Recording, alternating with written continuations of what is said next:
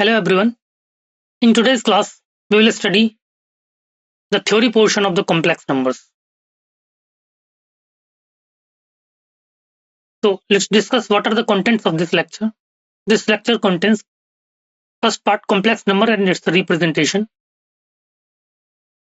Next is algebra and equality of complex numbers.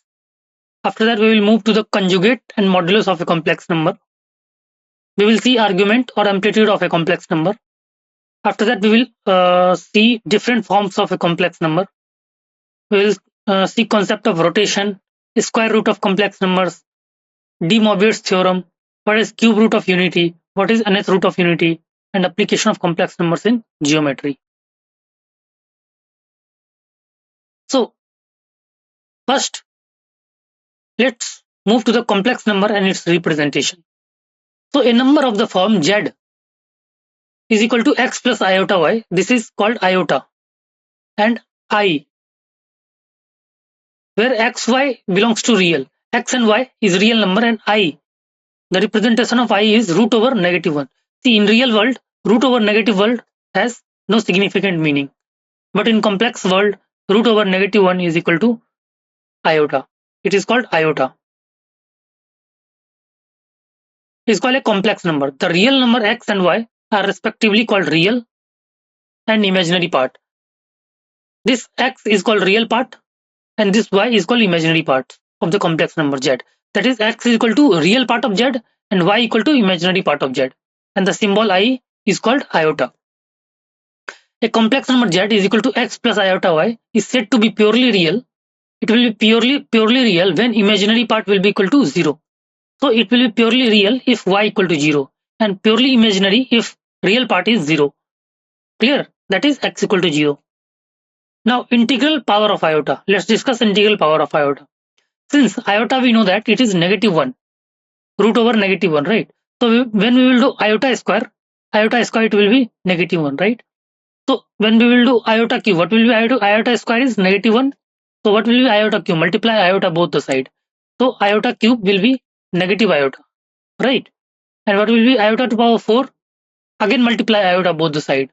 Iota to power 4 is iota cube into iota is equal to minus iota into iota, right? So it is iota to power 4 and it is minus iota square. It is -1 into -1. It is 1. Clear? So iota to power 4 is 1. If n is an integer, then I to the power 4n is equal to 1. See, iota to the power anything which is multiple of 4 is equal to 1. See, iota to the power 4 is 1, iota to the power 8 will be 1, iota to the power 12 will be 1. So anything, iota to the power anything which is multiple of 4 will be equal to 1. Right?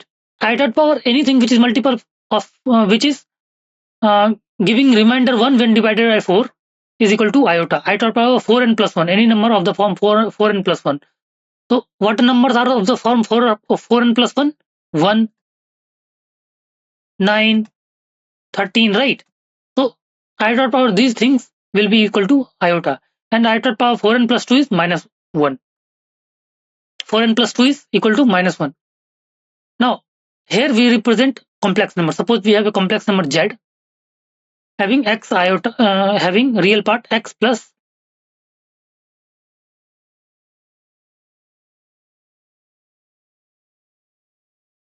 we have a complex number z x plus iota y having real part x and imaginary part y. So it is represented on Argand plane. It is called Argand plane. Real axis, this is imaginary axis. So x will be represented by real axis and y can be represented by imaginary axis. So we have taken a point having coordinates x and y, axis real axis and y is imaginary axis. Clear? And also iota to the power 4n plus 3 is equal to minus iota. Summation of any consecutive fourth power 4 consecutive power of iota is equal to 0. So summation iota plus iota square plus iota cube plus iota to the power 4 is equal to 0, right? So iota to the power n plus iota to the power n plus 1 plus iota to the power n plus 2 plus iota to the power n plus 3 equal to 0. So 4 consecutive summation of iota, 4 consecutive summation power of iota is equal to 0. The complex number z is equal to x plus iota y can be represented by a point P in a plane is called Argand plane. So this plane is called Argand plane or Gaussian plane or complex plane. The coordinates of P are referred to as rectangular axis. It is called rectangular axis xox dash and y dash, which is called real and imaginary axis. So xox dash is real axis and y dash is imaginary axis. Now let's move to the algebra and equality of complex number. So suppose we have two complex numbers, z1 is equal to x1 plus iota y and z2 is equal to x2 plus iota y2 are two complex numbers. Then if we do z1 plus z2, then real part will be added with the real part and imaginary part will be added with the imaginary part. So x1 plus z1 plus z2 is equal to x1 plus x2 plus iota y1 plus y2. And same for the case of subtraction. So z1 minus z2 is x1 minus x2 plus iota y1 minus y2. Now z1 z2. What will be z1 z2? We will multiply x1 plus iota y1 into x2 plus iota y2. Right? So when we will multiply this and separate real part and imaginary part, we will get x1 x2 minus y1 y2 plus iota x1 y2 plus x2 y1. Right? Now z1 z2. We have to calculate z1 z2. How we will calculate this thing? So x1 plus iota y1 upon x2 plus iota y2, right? What we have to do? We can multiply with x minus iota y2 upon x2 minus iota y2 upon x2 minus iota y2 on numerator and denominator. After multiplying this, we will get this thing: x1 x2 plus y1 y2 in the real part and imaginary part plus iota x2 y1 minus x1 y2.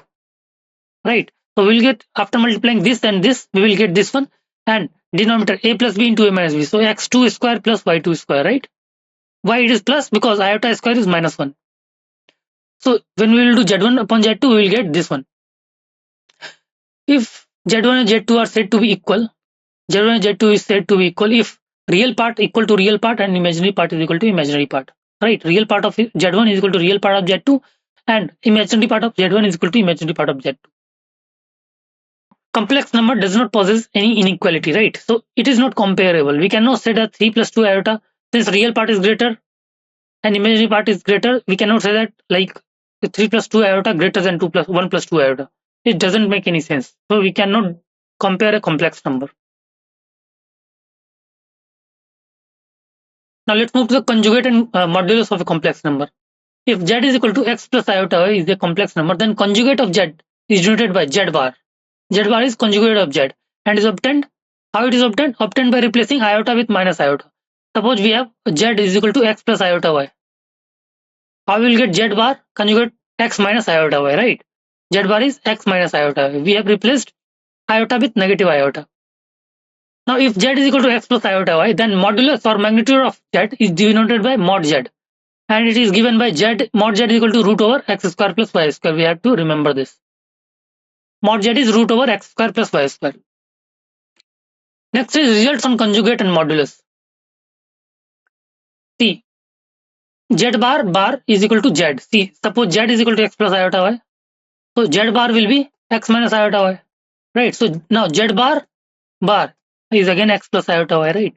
So z bar is z. Now z plus z bar is 2 real part of z, right? You can say that z plus z bar is 2 real part 2x, which is 2 real part of x.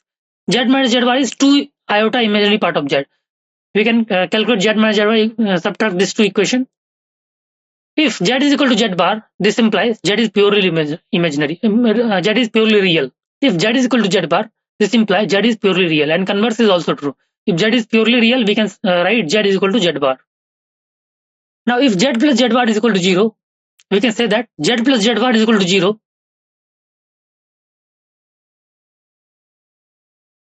Z plus z bar is equal to 0. That means, see, when we will do z plus z bar, we will get 2x. So 2x equal to 0, that is real part is 0. Right? So z plus z bar equal to 0. This implies z is purely imaginary, and converse is also true. If z is purely imaginary, then z plus z bar is equal to 0. Now, conjugate on subtraction and addition, z1 plus minus z2 bar is equal to z1 bar plus minus z2 bar. And also z1 z2 bar is equal to z1 bar z2 bar. Also z1 upon z1 divided by z2 is equal to z1 bar divided by z2 bar. If z2 not equal to 0, right? It is bar on whole. z1 upon z2 bar is equal to z1 bar upon z2 bar. So if z is equal to a1 b a2 a3 b1 b2 b3 and c1 c2 c3 and z then z bar will be a1 bar b a2 bar a3 bar conjugate of all the complex number which is inside this determinant. So where ai bi ci are complex numbers, right? If modulus of complex number is 0, this implies z is equal to 0, and converse is also true. If z is equal to 0, then modulus of complex number z is 0. Modulus of z is equal to modulus of z bar is equal to minus modulus of z is equal to minus modulus of z bar. Also, real part of z and imaginary part of z both lies between minus of mod z to mod z. Next, z1 z2 mod is equal to mod z1 into mod z2. Also, mod of z1 upon z2 is equal to mod of z1 upon mod of z2 if mod z2 not equal to 0. Now, mod of z1 plus minus z2 square is equal to mod z1 square plus mod z2 square plus minus z1 bar z2 plus minus z1 z2 bar, right, is equal to z1. It can also be equal to z1 bar z1 modulus of z1 square plus modulus of z2 square plus minus 2 real part of z1 z2 bar, right? z2 modulus of z to the power n is equal to modulus of z to the power n belongs to natural number. Reciprocal of complex number for any non-zero complex number z x plus iota y. The reciprocal is given by z inverse, which is 1 by z, which is mod z upon z bar square, right? You can see that. See, suppose z is equal to x plus iota y, right? So 1 by z will become 1 by x plus iota y, right? We can multiply x minus iota y upon x minus iota y, right? So upper part is z mod z and bottom part is mod z square, right? So z bar upon mod z square. Now we can see triangle inequality. z1 plus z2 mod should always be less than equal to z1 mod plus z2 mod, and equality will hold when z1 is equal to z2.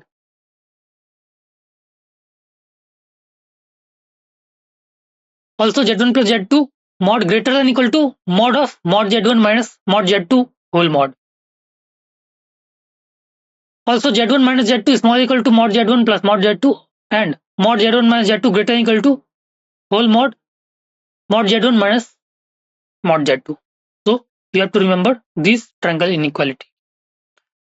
Let's move to the argument or amplitude of a complex number.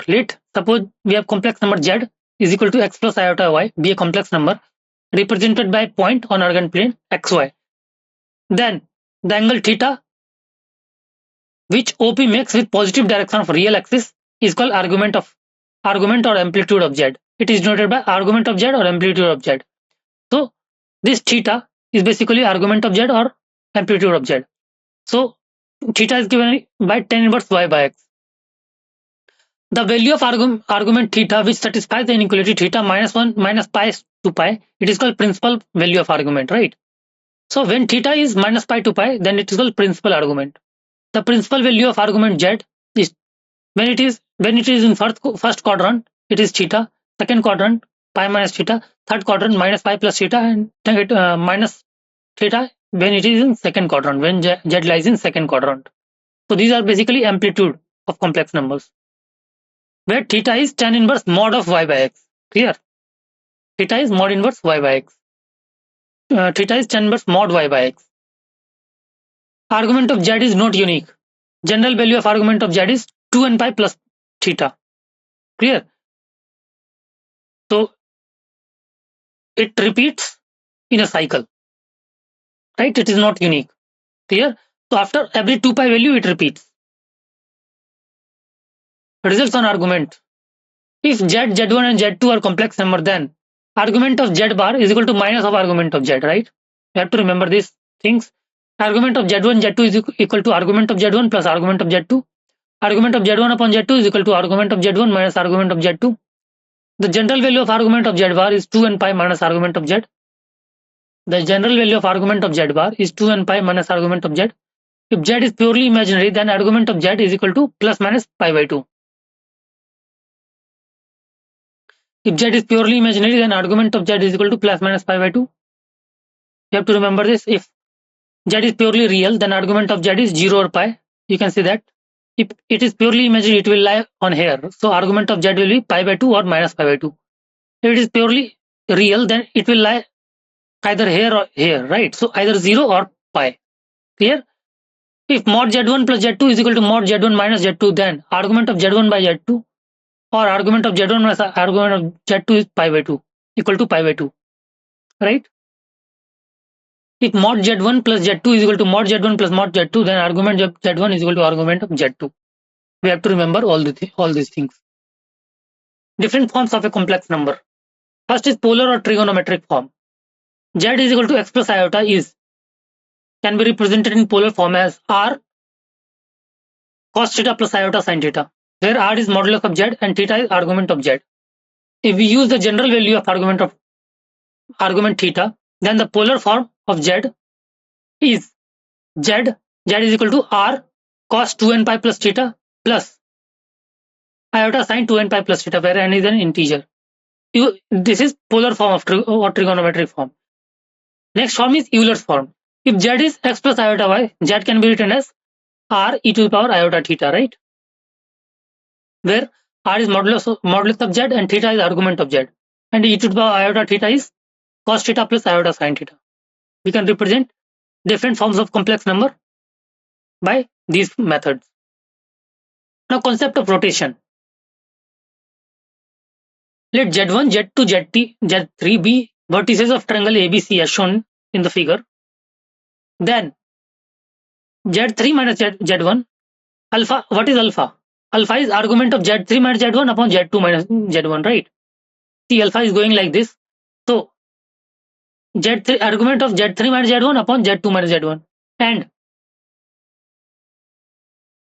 this can be written z3 minus z1 upon z2 minus z1 is equal to modulus of z2 minus z1, z3 minus z1 upon modulus of z2 minus z1 e to the power iota alpha, right? So you can remember this form of rotation. So you can note here that always mark the direction of arrow in anti-clockwise, right?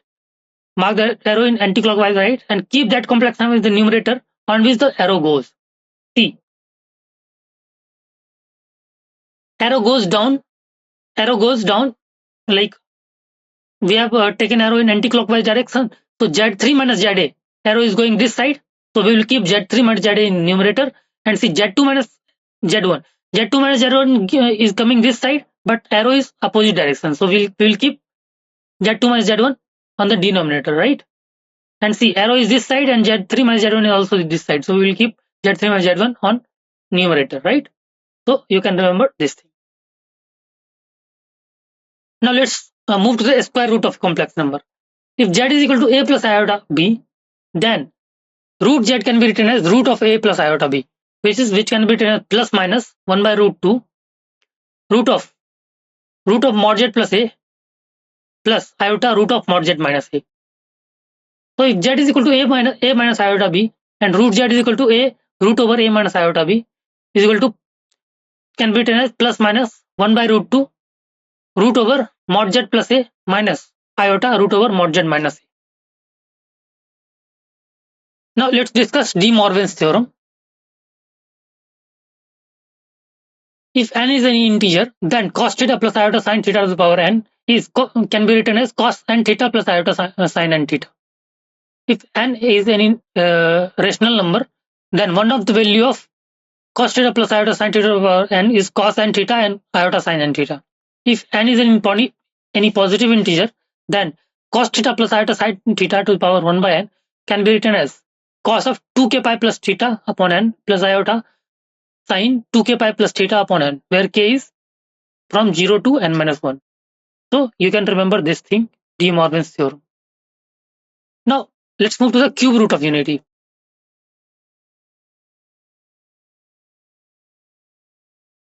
Cube root of unity are 1, omega and omega square, where omega is minus 1 plus root 3 iota by 2, where and omega square is minus 1 minus root 3 iota by 2. you can see that omega and omega square are conjugate of each other, right? So omega square is conjugate of omega. Properties of cube root of unity. 1 plus omega square will be 0. You can see that 1 plus omega square is equal to 0. Here 1 plus minus 1 plus root 3 iota by 2 plus minus 1 minus root 3 iota by 2. When you will add this, you will get 0. Omega cube is equal to 1. You can see when you will do omega cube, you will get answer 1. Now, 1, if it is 1 plus omega to power n plus omega to power 2n, it will be 0 when n is not multiple of 3. Right? If n is not multiple of 3, right? M belongs to any natural number. If n is not multiple of 3, then 1 plus omega to power n plus omega to power 2n will be 0. And when n is multiple of 3, then 1 plus omega to power n plus omega to power 2n is equal to 3. We have to remember this. Now let's move to the nth root of unity. By nth root of unity, we mean any complex number z which satisfies the equation z to the power n is equal to 1. The nth root of unity are 1 alpha square till alpha power n minus 1, where alpha is e to the power iota 2 pi by n. Sum of all the nth roots of unity is equal to 0. Product of all the nth roots of unity is minus 1 to the power n minus 1. You have to remember this. Application of complex numbers in geometry. Let's move to the application of complex numbers in geometry. First, distance between A and B is given by AB, which is Z1, Z2 minus Z1. Suppose we have complex number Z1, A, B, complex number Z2, right? So distance AB can be written as modulus of Z2 minus Z1, right? Right. Now we can also apply section formula. Let point P divides the line segment joining AB. Suppose we have point P, right? P suppose Z. Divide line joining AB in M ratio N, right?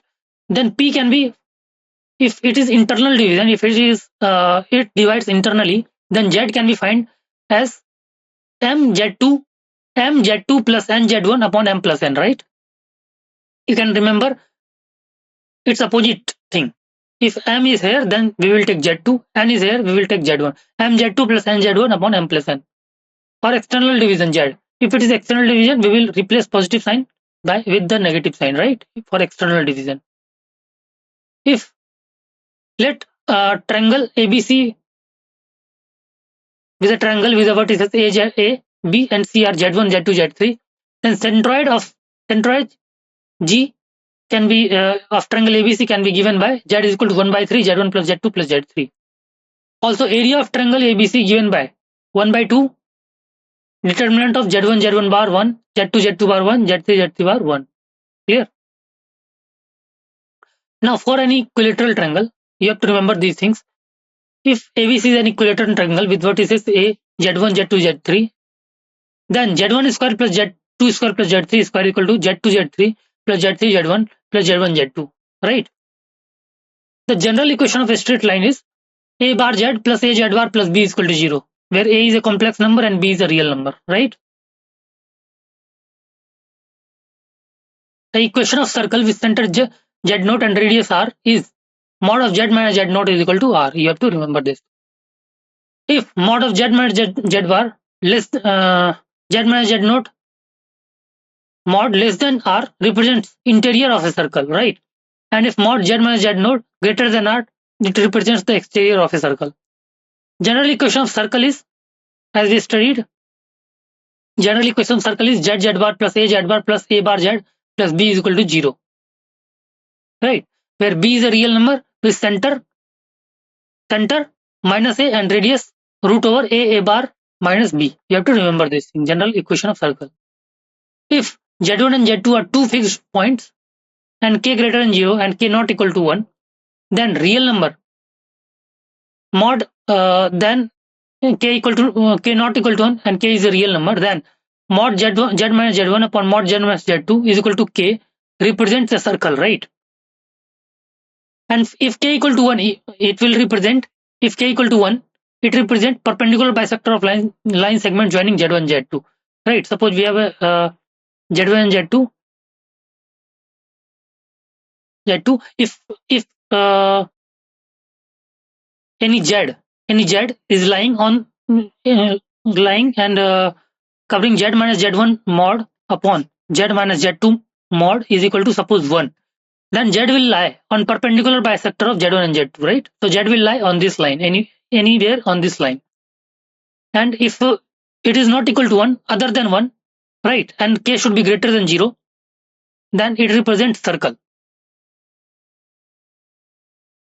Next point, if endpoints of diameter of circle are Z1 and Z2, which is A and B, and PZ be a point circle on a circle, then equation of circle in diametrical form can be written as Z minus Z1 into Z bar minus Z2 bar plus Z minus Z2 into Z bar minus Z1 bar is equal to 0.